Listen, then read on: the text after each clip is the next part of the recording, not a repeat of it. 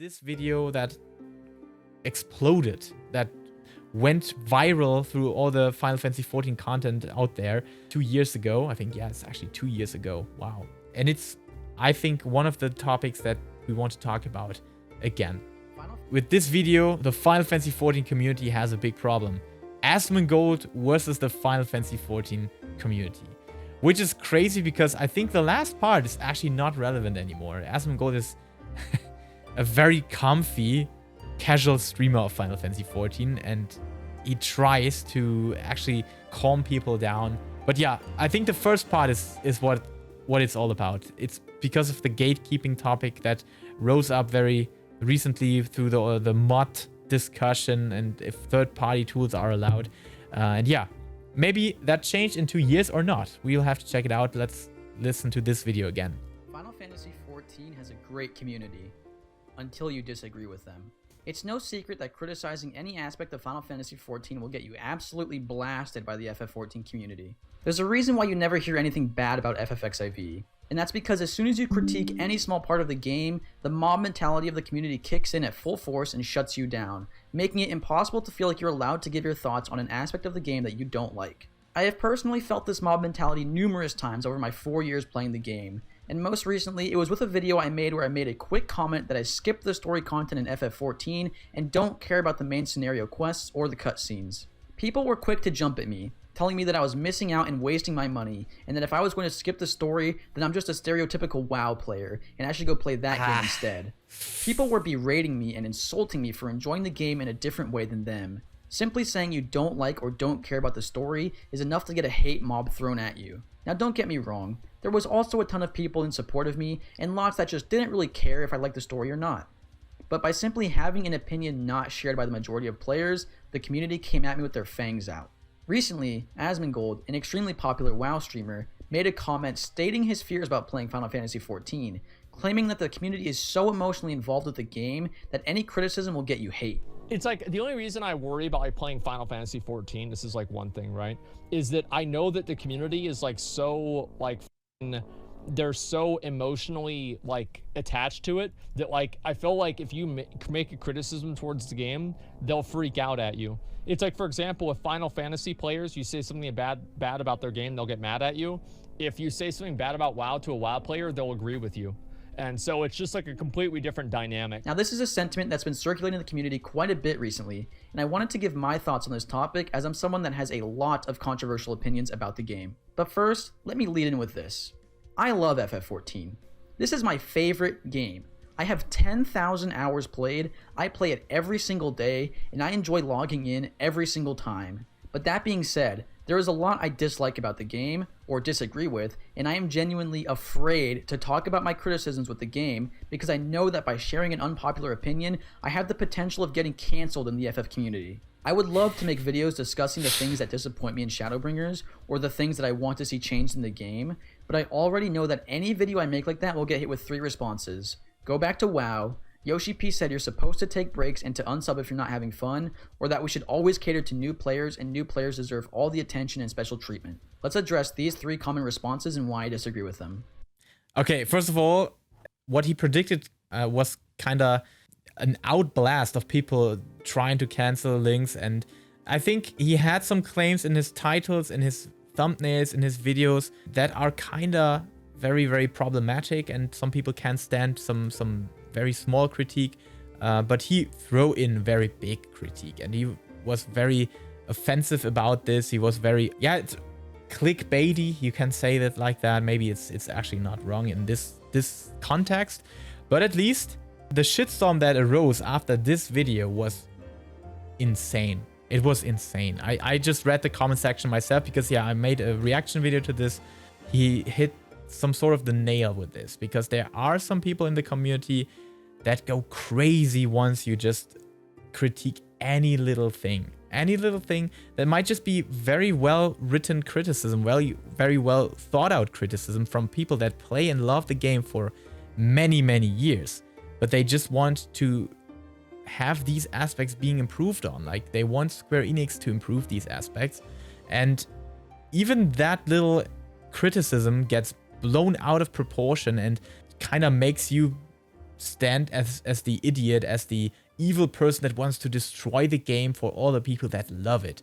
And that's really, really dangerous approach of how you can look at the game. In my opinion, that's toxic to yourself. I think those people flaming links are the loud minority. Most of the community is chill, I feel.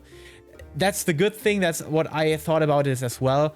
There are minorities that are very, very loud. They are really aggressive. They have this as the only sanctuary in life they can stick to. And if anyone tries to change that or messes around with certain laws of physics in there, they are really fearful, and they have the anxiety that this sanctuary is getting destroyed. How unhealthy can such an opinion be? But yeah, it's crazy. The shitstorm was real afterwards. Firstly, the FF14 community's extreme hatred for World of Warcraft and all of its players. I won't lie, I came from WoW. I played WoW for 4 years before picking up FFXIV. Yes, I'm a WoW player. But why does that make me a villain or an outcast in the eyes of the community? Shouldn't we be celebrating the fact that people prefer FF to WoW? The problem is, in order to be a valued member of the FF community, you have to enjoy the game the way they say you should enjoy it. Don't care about the story? Go back to WoW. Don't like the dungeons? Go back to WoW. You think the content comes out too slow? Go back to WoW. I have never and will never understand this hatred for World of Warcraft. Does WoW bring in toxic players? Yes, of course. But so does literally any other game. In fact, some of the nicest players I've ever met came from WoW, and we bond over the fact that the game is bad now and how much better FFXIV is. I love raiding. I love dungeons. I love the skill-based action of MMOs. I play MMOs for the character progression, the challenge of group content, and to optimize my gameplay and become extremely good at the game. These are not exclusive to World of Warcraft, and with Ultimate Raids, I have found a home for the insanely difficult content that I want to play. I don't care about the story. I don't care about the leveling process. I find both of these things extremely boring. The one important aspect here is that I won't hate you for liking the story, and I'm asking you to not hate me for disliking it. We are allowed to enjoy things differently, and if you like the story, I'm really glad you have another layer to the game to enjoy. It's just not for me.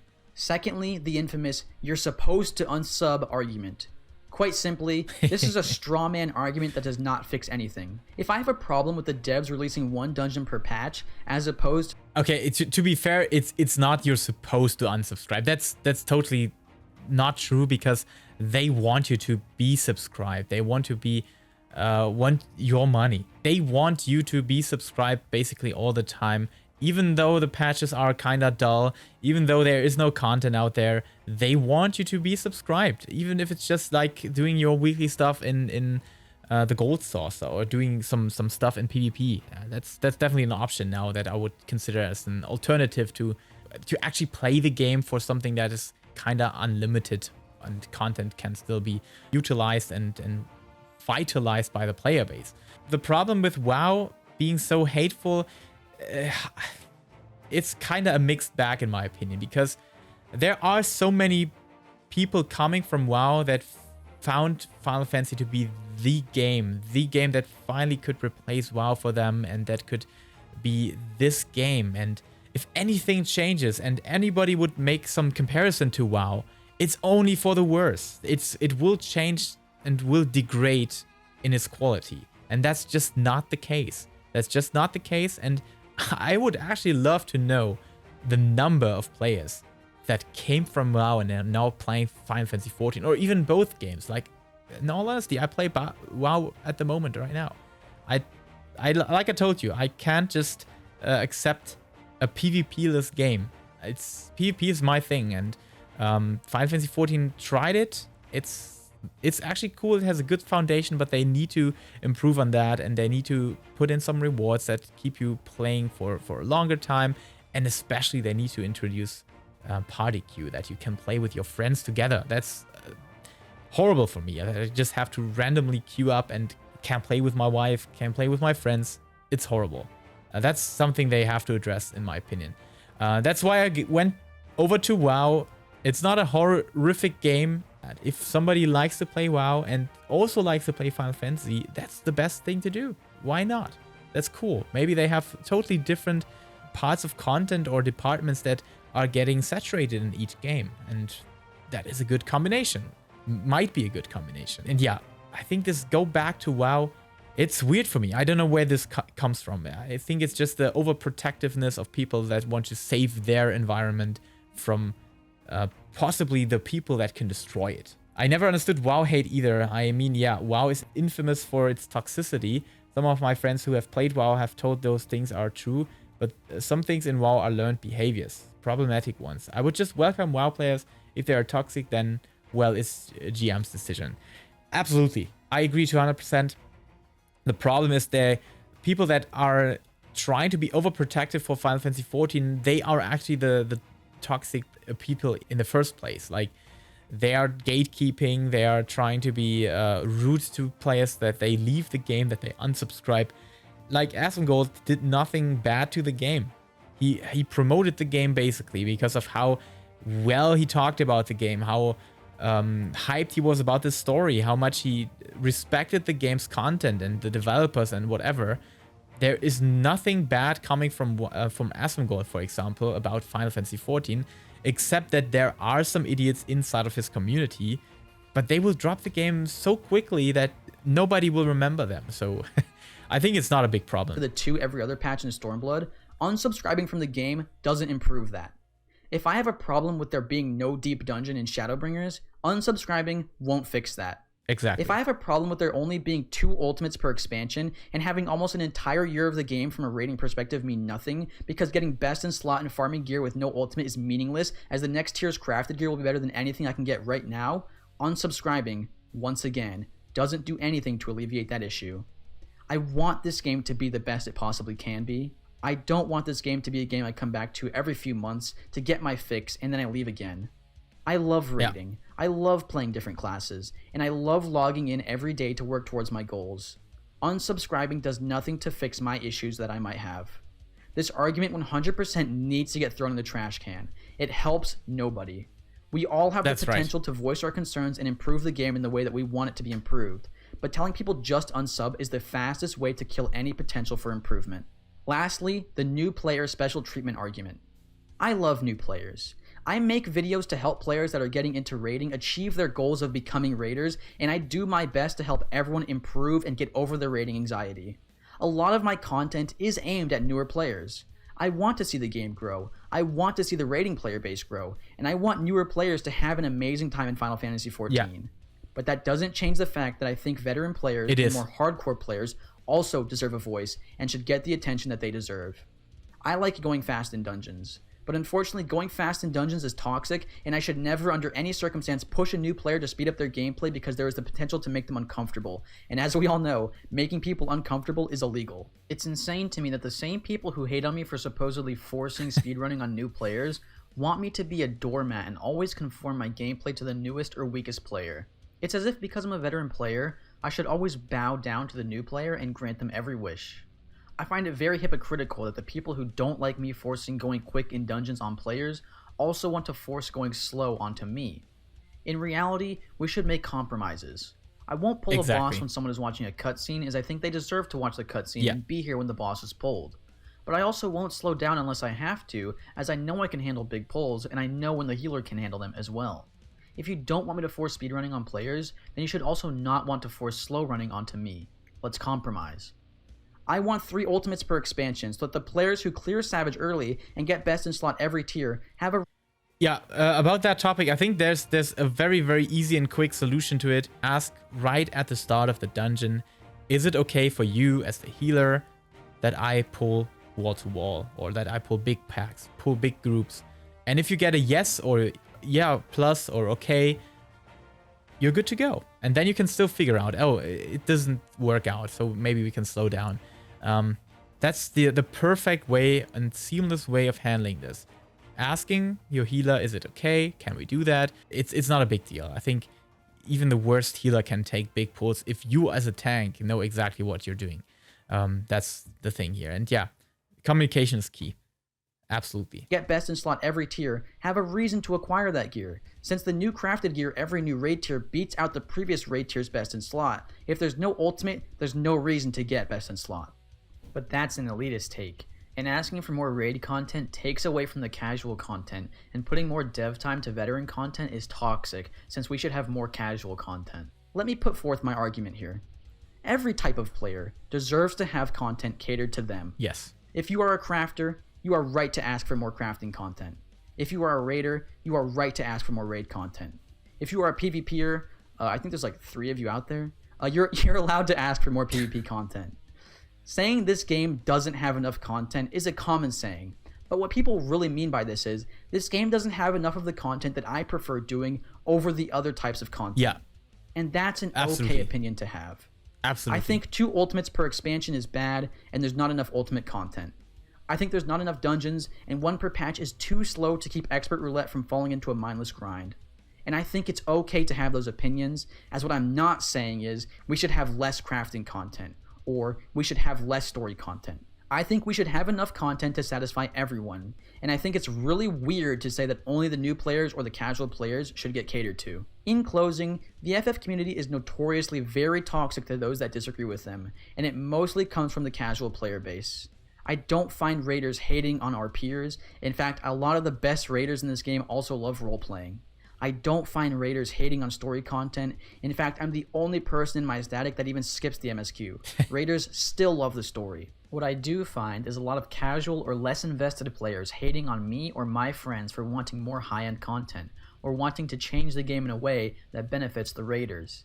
I think it's okay to criticize the game, whether you are a casual or a hardcore player, and I hope in the future the FF community as a whole can learn that having different opinions is okay, and we shouldn't immediately hate anyone that disagrees with us.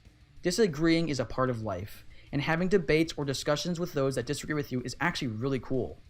Just don't go around hating and bashing people for having an opinion you don't like. Discussions are good. We're all allowed to have opinions, and everyone's voice matters. Criticizing the things you love is healthy, and we should encourage well thought out criticism and be open to discussions about different viewpoints and what different players want out of the game.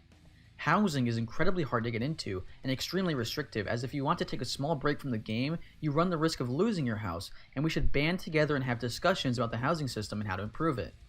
There's a lack of repeatable content in FF14, and most content is one and done, and we should band together and have discussions about how to change the existing content or add new content that is repeatable and keeps players hooked for a long period of time. Let's encourage discussion and not shut it down. That's all I've got for you today, friends. Very, very good conclusion. Yeah, these are some wise words. In all honesty, I remember this video to be more offensive, but it's actually not. He's just requesting some acceptance and some fairness to himself from the community, and that's a fair thing to ask for, right? If you get annoyed, or if you have the freedom of speech, you're talking about something, you're discussing something, you should have the right to do that, and people should not blame you, but of course disagree, but politely disagree, not blame you in a toxic way, or in a very personal way that goes to more than the discussion's topic. There is one thing I want to close this discussion with, and that's basically this community, the loud one, is a minority which tends to have fear for content being taken away from them. Every time somebody mentions something that needs to be improved on, or there is less content that should be there, and when looking at raiding, ultimate raiding content or anything like that, I get this, because they think, hey, when they push people to work on this content, we don't get any more RP content, we don't get gold saucer content, we don't get story content frequently or regularly in the way we did before, or we don't get crafter content. And that's exactly not what people that criticize this game or the lack of content want. They just want more content without any downside. They just want simply more content, more people to work on that content. And I think that's the developer against community aspect. You can't deny that Square Enix would have the responsibility to solve these fragments, these holes inside of their content loop. They need to solve that problem. Whatever it might be, if they really stand behind their sentence of, hey, it's perfectly fine. Our game is not designed for people to be online basically all the time. Then they have to get rid of all the things that keep you inside of the games, like weekly lock limitations. They need to be removed basically 4 weeks after content has been released, because then you can grind this stuff, you can get best in slot, and drop the subscription because maybe there's nothing else to play in the game for you. You have the housing system. Once you buy a house, it's not getting demolished anytime in the future, because otherwise, if it does and you have to revisit your house, that it stops this process, you have to be subscribed, and that's a big problem. I know that this is the biggest problem for some people that have a house, that want to have and utilize this house. Yeah, it's okay. If you are not subscribed, you don't deserve the service. That's okay. That sentence would be okay. But if this service also includes the fact that you can subscribe whenever you want and you don't have a downside of this compared to not just falling behind in content, I think that's the natural process and acceptance you should have, that every time you don't play the game, others get ahead of your character, of your gearing process, whatever. But here, this is totally different because you lose progress or you lose content. You lose access to content, and that's bad. That's bad. That needs to change. Then it's okay to have the idea of, yeah, you don't need to be subscribed all the time. But when it's not changing in that way, it's kind of, yeah, very strange dualism that we have here. It's kind of, they try to keep you active, but on the other hand, tell people to be perfectly fine with unsubscribing, but yeah, on the other hand, punishing you for it. That's definitely a thing Square needs to solve, in my opinion. It's really hard to tell because the problem evolves around 3 pillars, actually. One is the community that gets overly mad over criticism, which should not be the case. Then 2, we have people that demand more content, which Square Enix just cannot provide right now at the point of, recent situation. I get the problem here, but they need to work on that problem. That's all I can tell you. Square Enix is not totally perfect. It's basically just how bad Blizzard, for example, is handling stuff right now, like Diablo Immortal, Warcraft Reforged 2 years ago. That's a really bad benchmark. In all honesty, they are just setting the bench very, very low, and basically the most easy way of developing a game is already better than that. And just releasing games to a proper date and scheduled timing is already better than what Blizzard is offering. So yeah, to conclude this, I would say just be nice to each other. That's all I can tell. This game isn't perfect, nor is it the best out there. It might become the best out there, but we have to learn, and the game has to learn a lot from its competition, like World of Warcraft. But yeah, like I said, be nice to each other. Don't try to cancel somebody just because they criticize the game. Most of the times they want the game to improve, and that's definitely something you should support instead of cancel. So make sure that you're not canceling the wrong thing and that you're supporting those people that want to help, especially the game and its developers, to learn from mistakes and to make content better for all of us.